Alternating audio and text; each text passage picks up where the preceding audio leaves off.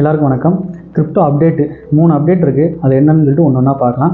First update என்னன்னு பார்த்தோம்னா, bitcoin price இறங்கிறதுக்கு வாய்ப்பு இருக்குது. அதோட பேட்டர்ன் கிடச்சிருக்கு. அது என்னன்னு சொல்லிட்டு ஃபஸ்ட்டாக பார்க்கலாம். ரெண்டாவது டோஜி காயின், அது மட்டும் இல்லை ஏடிஏ காயின், அதோட ப்ரைஸ் பம்மிங் ஆகிறதுக்கு வாய்ப்பு இருக்குது. அது என்னன்னு சொல்லிட்டு ஒரு தகவலும் பார்க்கலாம்.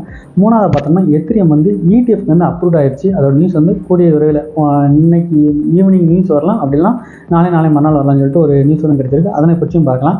ஃபஸ்ட்டு பிட்காயின் ப்ரைஸ் லோவருக்கு வாய்ப்பு இருக்குன்னு சொல்லிட்டு ஆனால் டெக்னிக்கல் அனாலிசிஸில் ப்ரிடிக்ட் பண்ணியிருக்காங்க. எந்த மாதிரி கேட்டோம்னா, பிட்காயினை பொறுத்த வரைக்கும் இப்போ செல்லிங் அதிகமாக நடந்துகிட்டு இருக்குது.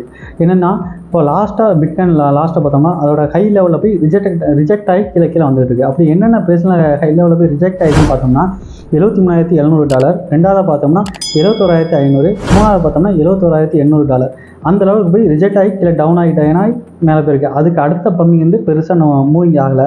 அப்படி இருக்கும் பட்சத்தில் இப்போ லாஸ்ட்டாக $71,800 இருந்து ரிஜெக்ட் ஆகி கீழே இறங்கிச்சுன்னா அது எவ்வளோ ப்ரைஸுக்கு டவுன் ஆகும் அப்படின்னு சொல்லிட்டு பார்க்குற ப்ரிடிக்ஷன் பண்ணியிருக்காங்க. அப்படின்னு சொல்லிட்டு பார்த்தோம்னா, லாஸ்ட் $68,000 வரைக்கும் டவுன் ஆகலாம். அப்படி இல்லை அப்படின்னா $68,500, அப்படி இல்லைனா $68,700 வரைக்கும் டவுன் ஆகிட்டு அது பெரிய லெவலில் ஒரு பூம் அடிக்கலாம்னு சொல்லிட்டு டெக்னிக்கல் அனாலிசிஸ் அவங்களோட அனாலிசிஸ் ரிப்போர்ட் எல்லாமே பதிவு பண்ணியிருக்காங்க. ரெண்டாவதாக பார்த்தோம் அப்படின்னா, இந்த டோஜி காயினும் அது மட்டும் இல்லாமல் ஏடிஏ காயினோட பம்மிங் ஒரு நியூஸ் ஒன்று இருக்குது. அதனை பற்றி பார்க்க போகிறோம். இந்த ஏடிஏ காயினை பார்த்தோம்னா லாஸ்ட் 50 நாளாக அதோட ப்ரைஸ் என்னன்னு சொல்லிட்டு பார்த்தோம்னா $0.49 போயிருக்குது. அது ஒரு பம்மிங் ஆக வாய்ப்பு இருக்குது. ஒருவேளை ஆகும் பட்சத்தில் அதோட ப்ரைஸ் எவ்வளோ ஆகும்னு சொல்லிட்டு டெக்னிக்கல் அனாலிசிஸ் அவங்க ப்ரிடிக்ட் பண்ணியிருக்காங்க. எவ்வளோ ஆகும்னா 0.52 போக வாய்ப்பு இருக்குது. ஒருவேளை அதை விட அதிக லெவல் இல்லை அடுத்த லெவல் போகுது அப்படின்னா 0.57 வரைக்கும் இந்த ஏடிஏ காயின் பம்மிங்காக வாய்ப்பு இருக்குதுன்னு சொல்லிட்டு அனாலிசிஸ் அவங்களோட ப்ரிடிக்ஷனை கொடுத்துருக்காங்க.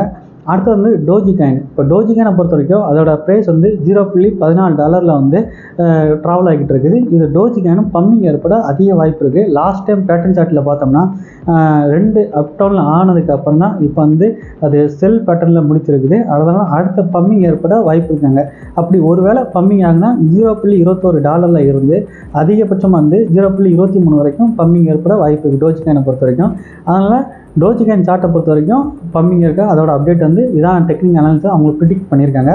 அடுத்தது எத்திரியம் ETF அப்ரூவலுக்கு ஏற்கனவே கொடுத்துட்டாங்க. அதோட தகவல் ரிசல்ட் இன்னைக்கு ஈவினிங் இல்லை நாளைக்கு ரிலீஸ் ஆகுதுன்னு சொல்லிட்டு ஒரு தகவல் வெளியே இருக்குது. அப்படி ஏற்பட்டதில் இந்த எத்திரியம் அதிக நபர்கள் ஹோல்டிங் பண்ண ஆரம்பிச்சிட்டாங்க. அதோட ப்ரைஸ் நேற்று பார்க்கும்போது 3,36,000 சம்திங் இருந்துச்சு ஐஎன்ஆர் நம்ம இந்தியன் மதிப்பில். இப்போதைக்கு பார்க்கும்போது இந்த நியூஸ் கேட்ட சில நொடிகள்லேயே இந்த எத்திரியம் அப்போ ETF வருதுன்னு சொல்லிட்டு கேட்ட நோடிலேயே ப்ரைஸ் $3,44,000 மேலே ஹைக்காக ஆரம்பிச்சிருச்சு.